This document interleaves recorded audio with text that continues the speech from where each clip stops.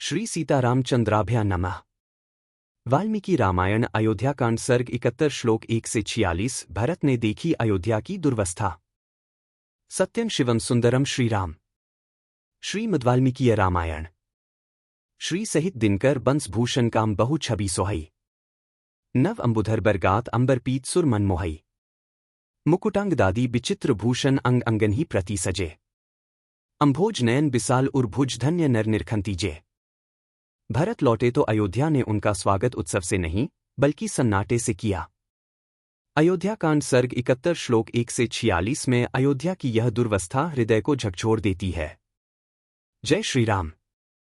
आज हम सुनेंगे वाल्मीकि रामायण अयोध्याकांड सर्ग 71 श्लोक 1 से 46, जहां भरत अपनी सेना सहित अयोध्या लौटते हैं और नगर को देखकर भीतर तक हिल जाते हैं।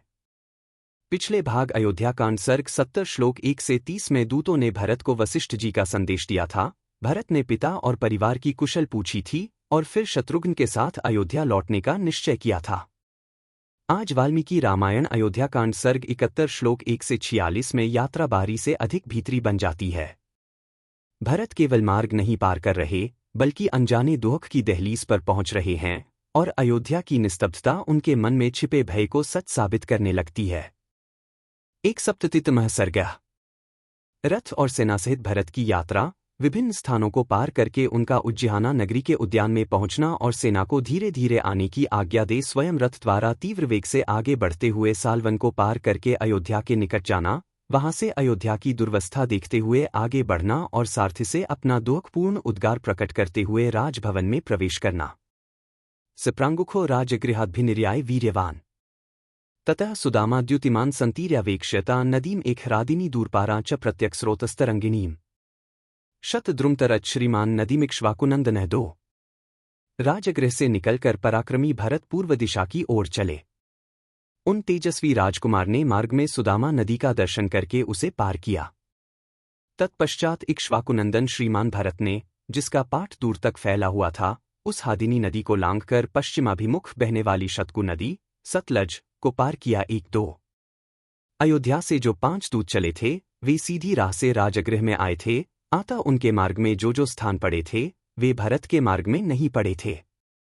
भरत के साथ रथ और चतुरंगिणी सेना थी, अतः उसके निर्वाह के अनुकूल मार्ग से चलकर वे अयोध्या पहुंचे थे। इसलिए इनके मार्ग में सर्वथा नए ग्रामों और स्थानों का उल्लेख मिलता है। एल्धाने नदी तीर्वा प्राप्य चापर पर्वतान शिलामा कुर्वती तीर्खा आग्नेयन शल्यकर्षणम 3।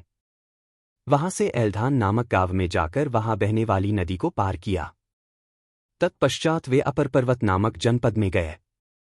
वहां शिला नाम की नदी बहती थी जो अपने भीतर पड़ी हुई वस्तु को शिला स्वरूप बना देती थी।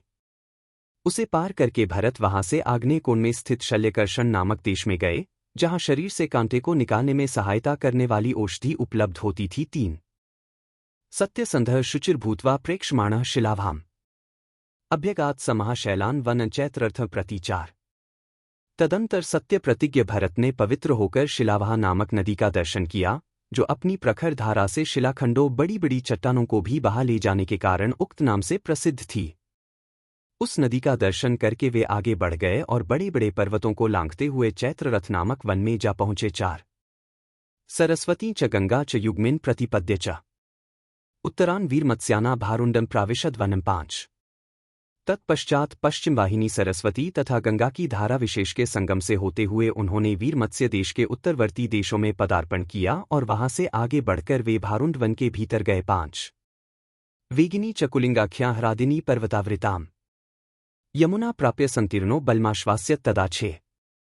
फिर अत्यंत वेग से बहने वाली तथा पर्वतों से घिरी होने के कारण अपने प्रखर प्रवाह के द्वारा कलकलनाद करने वाली कुलिंगा नदी को पार करके यमुना के तट पर पहुंचकर उन्होंने सेना को विश्राम कराया। 6 शीतीकृत्य तु गात्राणि क्लांतानाश्वास्य वाजिनः तत्र स्नात्वा च पीत्वा च प्रायादादाय चोत्कम 7 राजपुत्रो महारण्यम नभीक्षणोपसेवितम् भद्रो भद्रेण यानिन मारुतः खमिवात्यगात। 8 थके हुए घोड़ों को नहलाकर उनके अंगों को शीतलता प्रदान करके उन्हें छाया में घास आदि देकर आराम करने का अवसर दे राजकुमार भरत स्वयं भी स्नान और जलपान करके रास्ते के लिए जल साथ ले आगे बढ़े।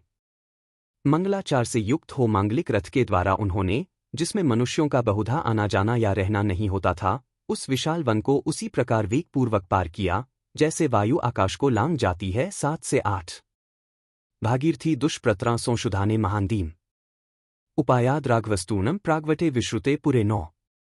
तत्पश्चात अंशुधान नामक ग्राम के पास महानदी भागीरथी गंगा को दुस्तर जानकर रघुनंदन भरत तुरंत ही प्रागवट नाम से विख्यात नगर में आ गए। 9 स गंगा प्रागवटे तीर्खा समायात कुटिकोष्टिकाम सबलस्ता सतीर्वाद समगात धर्मवर्धनम 10। प्रागवट नगर में गंगा को पार करके वे कुटिकोष्टिका नाम वाली नदी के तट पर आए और सेना सहित उसको भी पार करके धर्मवर्धन नामक ग्राम में जा पहुंचे। 10 तोर्णम दक्षिणार्धेन जम्बुप्रस्थन समागमत वरूथन च यय और रमेयन ग्रामन दशर्थात्मजय 11। वहां से तोरण ग्राम के दक्षिणार्ध भाग में होते हुए जम्बुप्रस्थ में गए। तदंतर दशरथ कुमार भरत एक रमणीय ग्राम में गए जो वरूथ के नाम से विख्यात था। तत्र रमे वने वासं कृत्वा स्वप्रांगुखो ययो उद्यान मुज्जहानायाः प्रियका यत्र पादपाः 12। वहां एक रमणीय वन में निवास करके वे प्रातःकाल पूर्व दिशा की ओर गए।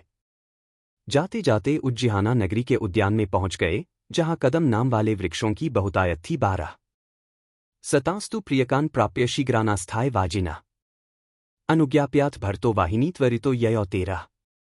उन कदम्बों के उद्यान में पहुंचकर अपने रथ में शीघ्रगामी घोड़ों को जोतकर सेना को धीरे धीरे आने की आज्ञा दे भरत तीव्रगति से चल दिए। 13 वासंकृत वा सर्वतीर्थे तीर्खा चोत्तानिका नदीम अन्या नदीश्च विविधया पार्वतीयस्तुरंगमय 14 हस्तिपृष्ठकमासाद्य कुटिकाम्प्यवर्तत ततार च नरव्याघ्रो लोहित्य च कपीवतीम 15। तत्पश्चात सर्वतीर्थ नामक ग्राम में एक रात रहकर उत्तानिका नदी तथा अन्य नदियों को भी नाना प्रकार के पर्वतीय घोड़ों द्वारा जुते हुए रथ से पार करके नरश्रेष्ठ भरतजी हस्तिपृष्ठक नामक ग्राम में जा पहुंचे। वहां से आगे जाने पर उन्होंने कुटिका नदी पार की। फिर लोहित्य नामक ग्राम में पहुंचकर कपीवती नामक नदी को पार किया। 14 से 15 एकसाले स्थानुमती विंते गोमती नदीम कलिंगनगरे चापी प्राप्य साल्वनम तदा 16। फिर एक साल नगर के पास स्थानुमती और विनत ग्राम के निकट गोमती नदी को पार करके वे तुरंत ही कलिंगनगर के पास सालवन में जा पहुंचे। 16 भरतः क्षिप्रमागच्छत सुप्रशांत वाहनः वनंच समतीत्याशु शर्वर्यामृणोदय 17 अयोध्या मनुना राज्ञा निर्मिता स ददर्श तापुरी पुरुष व्याघ्रः सप्तरात्रोषितः पथि 18। वहां जाते जाते भरत के घोड़े थक गए। तब उन्हें विश्राम देकर वे रातों रात शीघ्र ही सालवन को लांग गए और अरुणोदयकाल में राजा मनु की बसाई हुई अयोध्यापुरी का उन्होंने दर्शन किया। पुरुष सिंह भरत मार्ग में 7 रातें व्यतीत करके 8वें दिन अयोध्यापुरी का दर्शन कर सके थे। 17 से 18 अयोध्यामग्रतो दृष्ट्वा सारथी चेदम्ब्रवीत ईशा नाति प्रतीता में पुण्योद्याना यशस्विनी 19 अयोध्या दृश्यते दूरात सार्थे पांडुमृत्तिका यज विभिर्गुण संपन्नय ब्रह्मणैर्वेदपारगः 20 भूयिष्ठ मृद्धैराकीर्णा राजा शिवरपालिता। सामने अयोध्यापुरी को देखकर वे अपने सारथी से इस प्रकार बोले, सूत पवित्र उद्यानों से सुशोभित यह यशस्विनी नगरी आज मुझे अधिक प्रसन्न नहीं दिखाई देती है। यह वही नगरी है जहां निरंतर यज्ञयाग करने वाले गुणवान और वेदों के पारंगत विद्वान ब्राह्मण निवास करते हैं, जहां बहुत से धनियों की भी बस्ती है तथा राजर्षियों में श्रेष्ठ महाराज दशरथ जिसका पालन करते हैं। वही अयोध्या इस समय दूर से सफेद मिट्टी के ढूह की भांति दिख रही है। 19 से 20 आधा अयोध्यायां पुरा शब्दः श्रूयते तुमुलो महान 21 समन्ता नरनारिणा तमद्य न शृणुमहम्। पहले अयोध्या में चारों ओर नरनारियों का महान तुमुलनाद सुनाई पड़ता था, परंतु आज मैं उसे नहीं सुन रहा हूं। 21 उद्यानानि हि सायाने क्रीडित्वोपरतैर्नरः 22 समन्ताद् विप्रधावद्भ्यः प्रकाशन्ते ममान्यथा तान्यद्यानुरुदन्तीव परित्यक्तानि कामिभ्यः 23 सायंकाल के समय लोग उद्यानों में प्रवेश करके वहां क्रीड़ा करते और उस क्रीड़ा से निवृत्त होकर सब ओर से अपने घरों की ओर दौड़ते थे। अतः उस समय इन उद्यानों की अपूर्व शोभा होती थी, परंतु आज ये मुझे कुछ और ही प्रकार के दिखाई देते हैं।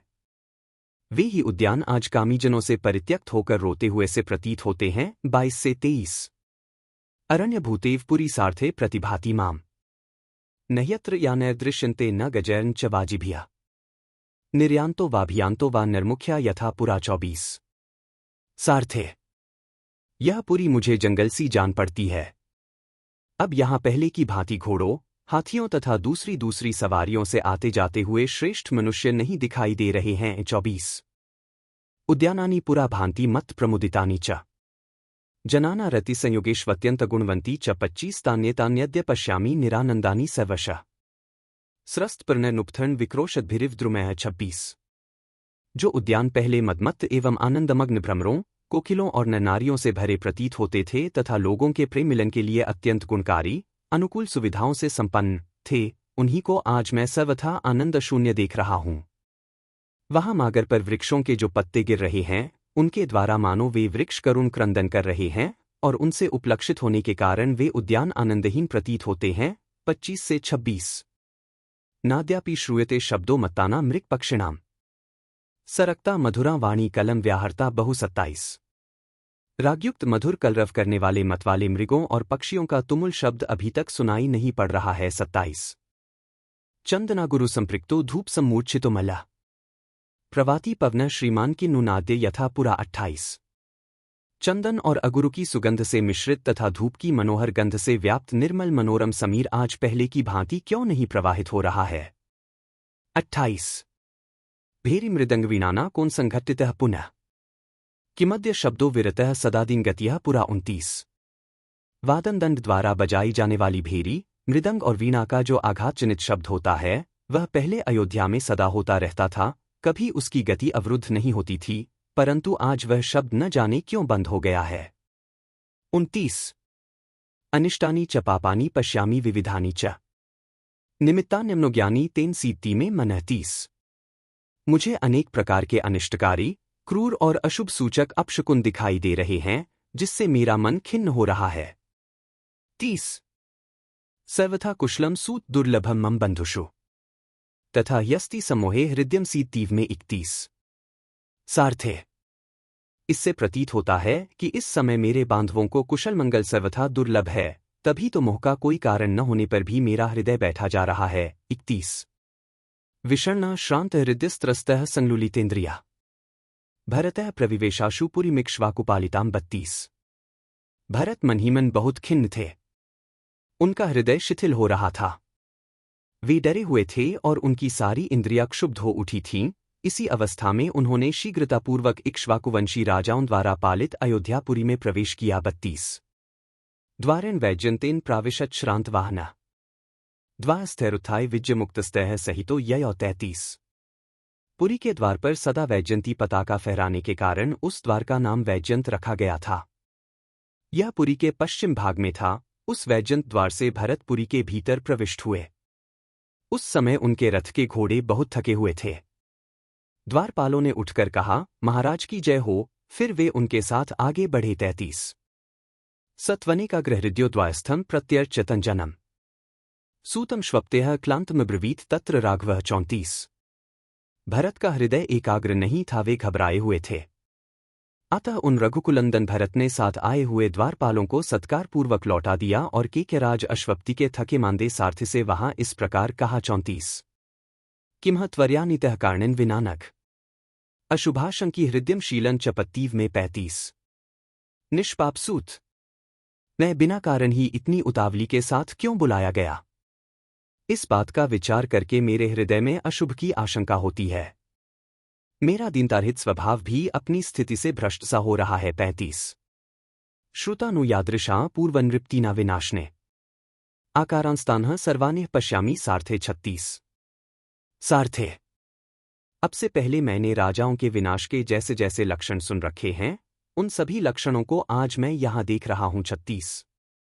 सम्मार्जन विहीनानि परुषाण्युपलक्ष्ये असंयतक्वाटानि श्रीविहीनानि सर्वश। 37। बलिकर्म विहीनानि धूप सम्मोदनेञ्च अनाशित कुटुंबानि प्रभाहीन जनानि च। 38। अलक्ष्मिकानि पश्यामि कुटुंबिभ्वनान्यहम् मैं देखता हूं गृहस्थों के घरों में झाड़ू नहीं लगी है, वे रूखे और श्रीहीन दिखाई देते हैं, इनकी किवाड़ें खुली हैं, इन घरों में बलि वैश्वदेव कर्म नहीं हो रहे हैं, ये धूप की सुगंध से वंचित हैं, इनमें रहने वाले कुटुंबीजनों को भोजन नहीं प्राप्त हुआ है तथा ये सारे गृह प्रभाहीन उदास दिखाई देते हैं। जान पड़ता है इनमें लक्ष्मी का निवास नहीं है। 37 से 38। आधा अपेतमाल्य शुभानी असमृष्टाजिराणी च 39। देवागाराणी शून्यानी न भांति यथापुरा देव मंदिर फूलों से सजे हुए नहीं दिखाई देते, इनके आंगन झाड़े बुहारे नहीं गए हैं, ये मनुष्यों से सूने हो रहे हैं, अतएव इनकी पहले जैसी शोभा नहीं हो रही है। 39:1-2 देवतार चाह प्रविद्धाश्च यज्ञगोष्ठास्तथैव च 40 माल्यापनेषु राजन्ते नाद्य पण्यानि वा तथा दृश्यन्ते वणिजोप्यद्यन यथा पूर्वमत्र वै 41 ध्यान संविघ्न हृदया नष्ट व्यापार्यंत्रिता। देव प्रतिमाओं की पूजा बंद हो गई है। यज्ञशालाओं में यज्ञ नहीं हो रहे हैं। फूलों और मालाओं के बाजार में आज बिकने की कोई वस्तुएं नहीं शोभित हो रही हैं। यहां पहले के समान बनिए भी आज नहीं दिखाई देते हैं। चिंता से उनका हृदय उद्विग्न जान पड़ता है और अपना व्यापार नष्ट हो जाने के कारण वे संकुचित हो रहे हैं। 40-41 आधा देवायतन चैत्येषु दीना पक्षिमृगास्तथा 42 मलिनन चाशुपूर्णाक्षन दीनं ध्यानपरन कृशम सस्त्रीपुंसन च पश्यामि जन्मुत्कंठितम पुरे 43 देवालयों तथा चैत्य देव वृक्षों पर जिनका निवास है वे पशुपक्षी दीन दिखाई दे रहे हैं। मैं देखता हूं नगर के सभी स्त्री पुरुषों का मुख मलिन है, उनकी आंखों में आंसू भरे हैं और वे सबके सब दीन, चिंतित, दुर्बल तथा उत्कंठित हैं। 42-43 इत्येव मुक्त्वा भरतः सूतं दीन मानसः तान्यनिष्टान्ययोध्यायां प्रेक्ष्य राजगृह ययो 44 सारथी से ऐसा कहकर अयोध्या में होने वाले उन अनिष्ट सूचक चिन्हों को देखते हुए भरत मन ही मन दुखी हो राजमहल में गए। 44 ता शून्य शरिंगाटक्वेशमरथ्यां रजोरुणद्वारकवाट्यंतराम दृष्ट्वा पुरीमिंद्रपुरी प्रकाशां दुःखेन संपूर्णत्रो बभूव। 45 जो अयोध्यापुरी कभी देवराज इंद्र की नगरी के समान शोभा पाती थी, उसी के चौराहे, घर और सड़कें आज सूनी दिखाई देती थीं तथा दरवाजों की किवाड़ें धूलि धूसर हो रही थीं। उसकी ऐसी दुर्दशा देख भरत पूर्णतः दुख में निमग्न हो गए। 45 बभूव पश्यन् मनसुप्रियाणि यान्यन्यदा नास्य पुरे बभूव अवाक्षरा दिनमना न हृष्टः पितुर्महात्मा प्रविवेश वेश्म। 46 उस नगर में जो पहले कभी नहीं हुई थीं, ऐसी अप्रिय बातों को देखकर महात्मा भरत ने अपना मस्तक नीचे को झुका लिया, उनका हर्ष छिन गया और उन्होंने दिन हृदय से पिता के भवन में प्रवेश किया। 46 इत्यार्षे श्रीमद् रामायणे वाल्मीकीय आदिकाव्ये अयोध्याकाण्डे 1/7 सर्गः 71। इस प्रकार श्री वाल्मीकि निर्मित आर्ष रामायण आदिकाव्य के अयोध्याकांड में 71वां सर्ग पूरा हुआ। 71 कल अयोध्याकांड सर्ग 72 श्लोक 1-54 में भरत कैकेयी के भवन में प्रवेश करेंगे। वहां उन्हें दशरथ के परलोकवास का समाचार मिलेगा, वे विलाप करेंगे और फिर श्रीराम के वनगमन का चौंका देने वाला सत्य जानेंगे। यदि वाल्मीकि रामायण अयोध्याकांड सर्ग 71 श्लोक 1-46 में भरत का अयोध्या प्रवेश, नगर की दुर्वस्था और सारथी से उनका दुखपूर्ण संवाद आपको स्पर्श कर रहा हो, तो वीडियो को लाइक, शेयर और चैनल को सब्सक्राइब करें, क्योंकि कल सर्ग 72 श्लोक 1-54 में कथा का भावनात्मक विस्फोट सामने आने वाला है।